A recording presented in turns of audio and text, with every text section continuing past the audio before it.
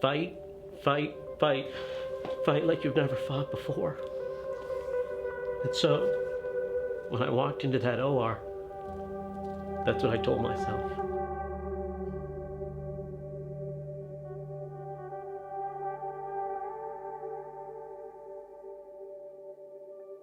It was 6 o'clock in the morning and my dogs woke me up because they wanted to go outside. Then I heard this horrible noise. There was a raccoon up on the edge of the chain link fence. I was gonna grab both of the dogs by the collars and pull them off of the raccoon, and the raccoon latched onto my arm, and it just felt like electricity shooting up my arm. I was in the intensive care and I thought I was gonna die. I really, truly thought that was gonna happen. I promised her she wouldn't lose her arm. And I remember saying that to her on the first day because that's never happened to me. I remember trying to put in words, not that I failed, but more so I didn't live up to my end of what I thought I could do. And then when he came to me one day and said, I'm sorry, I can't save your arm. She looked at me and said, you did your best. Now please save my life. In the midst of all this, Dr. Seth had the opportunity to go to Seattle to a medical conference. I walked in on a Saturday and I said, hey Melissa, I said, this company wants me to come teach in Seattle, but I'm not going because I'm not leaving you. I remember her saying, I'm a big girl, you can go, you don't need to babysit me. And he said, no, I'm not gonna leave you. You have a fever. Finally, my fever broke and I said, okay, I'm all better, you don't have an excuse now, you have to go. While he was at the conference, he happened to see one of the talks was about prosthetics, and he went and learned about this new state-of-the-art surgery. And had he not been at that conference or been to that lecture, he wouldn't have even known the surgery existed.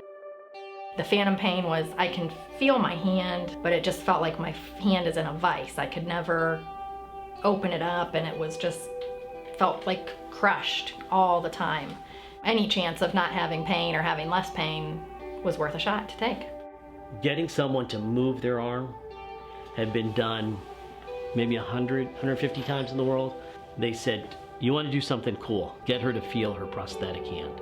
They said there's a person in Canada who came up with the surgery, but there's no real pictures and there's no directions basically on how to do it.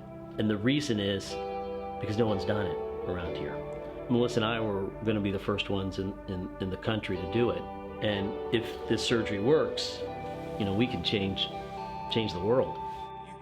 I had no clue how to do it. I waited for 8 weeks for them to call me. So I started talking to the guy and I said, hey, I want to do this. He's like, great. And he told me what he did. I said, I got it, I'll nail this. Okay. He said, tell me how you do. I never wrote it down. I remember thinking, what if I can't do it? What if I go through and tell everybody this is something I want to do and it doesn't work and we can't change the world?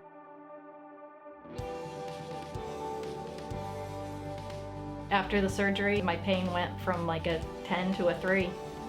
If there's nothing else you get, you have changed her life forever.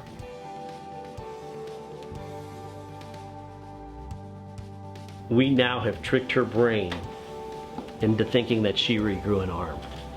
Whatever her brain says, the prosthesis does. If she closes her eyes and I touch the inside of her arm, she will say, you're touching my thumb, index, middle, or ring finger.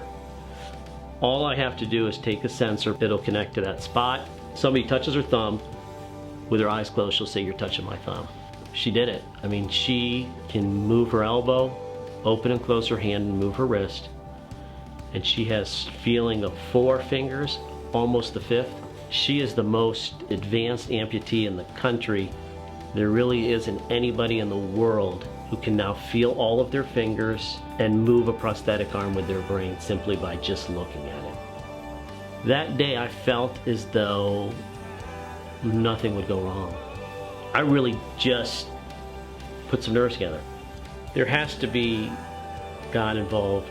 Without God and Melissa, who's the most amazing person to make this surgery work, it's between that combination that this surgery worked, no question. I think her and I have showed the world that nothing's impossible.